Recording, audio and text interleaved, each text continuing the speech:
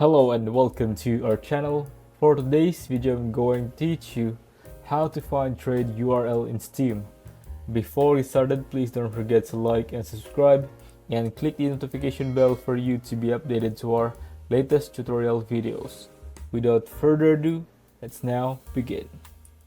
So first thing that we have to do here is we need to open up Steam and log into your account. So now once you've logged in, you should be able to see the page here.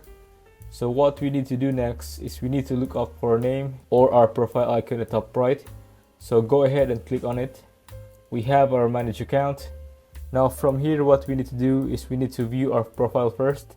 And in our profile page, we need to go to our inventory now.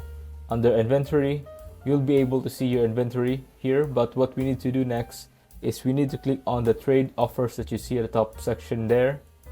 Just click on it, and from here, you should be able to see the incoming offers. Now for you to view your URL or trade URL, we need to go to the who can send me trade off.